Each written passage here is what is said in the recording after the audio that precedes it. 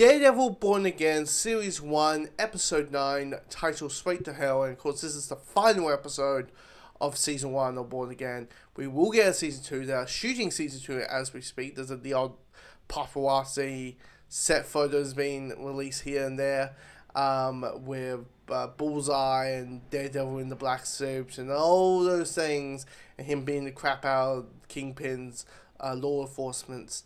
But how is this final episode? What I would say here is, like, if one complaint with this episode is, does it feel like a season 2? Yeah, it does. I mean, in the last, 10 minutes, it does feel a little bit like, okay, we're doing some setup here, yes, we're doing, Turn the King with, 17 different endings, and, yep, lot of setup, a lot of setup, a lot of setup. But the setup is worth it, because you care about the characters, you care about the stakes, you understand what the stakes are happening, and we understand now what Kingpin's plan is, or how far Kingpin's willing to go, and him being mayor of New York, seeing how far he will, because it's just absolutely, it's just he's able to just have a blackout.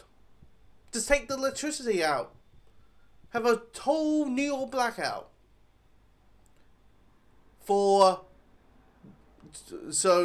vigilantes can just do their thing, and the task force can do their thing. It's just, it shows how dangerous this character is. Show how dangerous Wilson Fisk is, more than he was when he was just a crime boss, and showing that him just being mayor is more dangerous than when he was a crime boss. It's a completely, and then also in this episode, Kingpin does something that make us all go, hey, remember when people were concerned that, this show was going to be Disney-fied?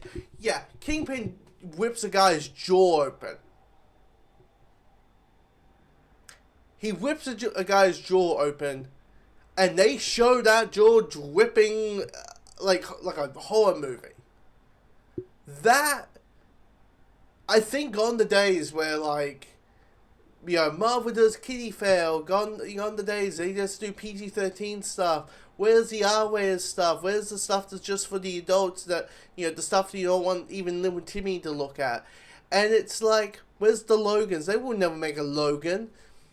And it's kind of like Marvel saying, look, we allowed James Gunn to drop the first MCU F-bomb in Guardians 3. We made a Deadpool movie. Fuck it. Let's just release the barrel. Let's just, let's make it R-rated. Because F-bombs get dropped. It's blood. This show, F-bombs have been dropped, constantly. You have gory scenes. And this episode, not just with, Kingpin's whipping a guy's jaw off, but also Punisher's in this, and he's doing Punisher stuff that you want Punisher to do, and him shooting people and blood splaying out, him stabbing people and blood is splaying out. There's a part where he stabs a guy's neck, and the most cartoony splurt of blood is on the flippin' cardboard. It's flying in the air. So it's a level of cartoon. You want. So all this whole concern about them Disneyfying the show, or cocking this character, or they're cocking that, or whatever, it's showing no. Marvel is gone the days where they say, yeah, we're PG-13 only. Because now it's, we got Civic A, B, and C happening right now. And they're doing a Punisher special presentation. So clearly, they're open to keep on doing this. It's not some exceptions going on. Fine, we'll do a Netflix thing. We'll make, Deadpool our way because it always was. And we'll make Daredevil, our way just because it always was. And with Kingpin, and we'll make a Punisher thing. It feels like it's just whatever's suitable for the character. Whatever's suitable for the character. I mean, the two big action sequences, well put together. Both dealing with Punisher, really well put together. And I was like, this is like, it does feel like the spectacle finale, but also gives you a sense of still this character and growth and character reveals and one step further towards whatever the end goal is for future seasons. And it's also bringing back the Netflix side of things. It's now the Netflix, because Karen's back. Karen is now back into the fold, and you see this relationship. You see the chemistry of these two characters missing each other, and there's still something there. And because if you haven't seen the original show, Karen and Matt were a thing, and it feels a sense of, when she shows up, it's a little bit of welcome back. Even though she showed up in the first episode, it feels a sense of, hey, we miss you, welcome back to the fold. It ain't the same without you, kind of feeling, and that. It's also showing, like, also Frank having a sense of, like, look, as much as he's like, whoa, all violence and that, there's still he cares about stuff, even though he wants to pretend he doesn't. And oh my god, the scene where Frank talks to his fan base, to the police fan base, because once again, it's a real thing of New York law enforcement using the Punisher logo on their, like, tattooed on them, or have just painted on their cars or on their uniforms, and because they're inspired by the Punisher, what he does, and all that kind of stuff, and you're thinking, dude, this guy is a fucking sociopath, and having the Punisher basically, in the meta sense of it, have the Punisher in the show basically saying to these guys, you guys are fucking ridiculous, using my name to justify the things that you are doing, is assaulting to me, and he says, like, you don't know what I've gone through, the pain, the suffering that I have, the whole, and we, if you know anything about Punisher, you know what he suffered, the murder, him being part of the army,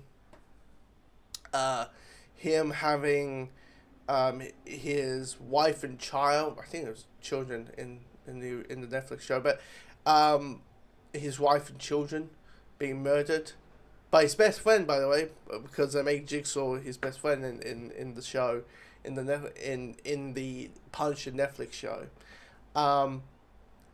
So he has that burden. So this is a guy that's full of pain, full of just torture, and he realizes he can never go back. So he realizes this is a life that he has a life that's no longer, a normal life is no longer an option for him. I don't think there was an option for him. So it's I really enjoyed it, and they feel disappointed that because these guys who are part of Kingpin's vigilante task force are basically saying, Frank, come and join us, and he's like, fuck you guys.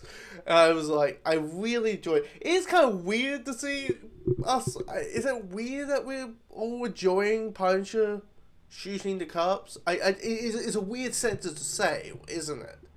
Is it just, it's him shooting crooked cops, that's the difference. And using his brand, using the Star as a reasoning for them doing the stuff he does. Like, the moment they killed this guy, this wobber, and just puts his hoodie, the guy's wearing a beanie, and puts his beanie over his face, and said, well, he's a vigilante.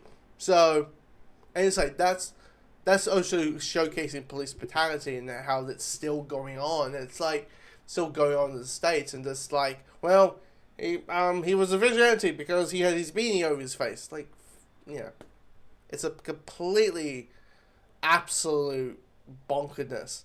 Heather at the end of the episode, and how she's like joining being part of Wilson Fisk's like new government empire, like she didn't even thought anything, because last week Matt was all like, this is Wilson Fisk, he's a dangerous guy, this guy shouldn't be trusted. How paranoid he was towards Kingpin, and she, with no second thought, is like, yeah, I'll join I'll be was it mental health, or the chief of mental health, whatever her position it was, and all that. So it's quite interesting. I'm wondering, there's gonna be a lot of like, oh, I thought Wilson Fisk was a nice guy, or I thought Wilson Fisk was doing like, decent stuff, but end of the day, he's, they realize, oh shit, I made a mistake. Now, the ending of it is hinting, there was rumors about this what season 2 was going to be about. But it seems like season 2 is about let's say, rebuilding the Defenders. Let's say they're building an army. Matt realized he can't fight Kingpin alone this time. He has an army, he is a powerful figure, he needs to have a Devil's Reign. You see what I did there? Devil's Reign. He needs an army. So what is this army going to look like? And, it's safe to assume, I think Bullseye is going to be part of that list. I think a little bit of the, the enemy of my enemy is my friend kind of thing. I think for Netflix-wise, possibility with Jessica Jones, maybe. Maybe there's a possibility with Jessica Jones. Punisher, of course, because if it's going to be maybe season 2, it's going to be a big love letter to the Netflix side of Marvel. Those three were kind of the wins. Like, people enjoy Luke Cage, the show, and Iron Fist didn't work, but it was Punisher, Jessica Jones, Daredevil. Those three characters work during that Netflix era, so yeah, it makes sense if they want to have those three characters together. Let's see. They might have was it Swordsman? Maybe a couple characters we haven't met. Maybe White Tiger. Now you may say White Tiger is dead, but remember they had a shot of his daughter, and in the comics, the daughter of the White Tiger takes on the mantle, so they could take that wow as well. So it's a whole thing. I don't know what the team's gonna look like, because you want us to all have, when the big finale happens, or whenever's the big Defenders assemble moment happens, you want us to all go, yeah. You want us to be pumped and can't wait for them to beat the shit out of each other. You can't wait for because them to just beat the shit out of the Punisher. What we should just call Kingpin's task force, because I don't want to say Punisher because they have his logo on them, but it's just but yeah, this I will say this season, it kind of proves that, if you want to combine the 4 seasons, 5 if you want to include Defenders, Daredevil might be the best. It continues to be the best character that Marvel has ever done. When it was just under Marvel Television and now part of Marvel Studios, how it was just how it just constantly has this consistency of really well put together stuff. And this show doesn't hold you by the hand. This show doesn't, like, this season doesn't hold you by the hand. And I think what it is, sometimes we're so used to it, to the point when it doesn't happen, we're like, oh, what's going on? This doesn't make sense, and all that. It's like, no, they think they're treating you with intelligence. That's the difference. But yeah, I really, I would say this, for years and years, ever since I was a little kid, Spidey was probably my favorite Marvel character. I think he's been debunked. He's been debunked by Daredevil, by Matt Murdock.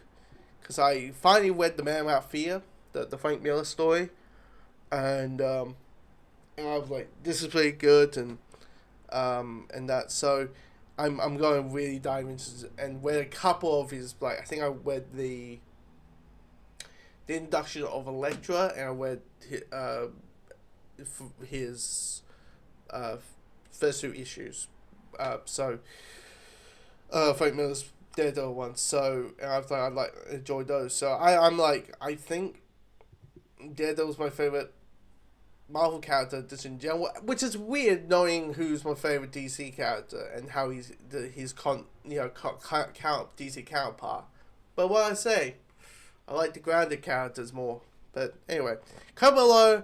Let me know your thoughts of Daredevil season 9, episode 9 of season 1, the finale, and the season as a whole. Comment below. Let me know your thoughts.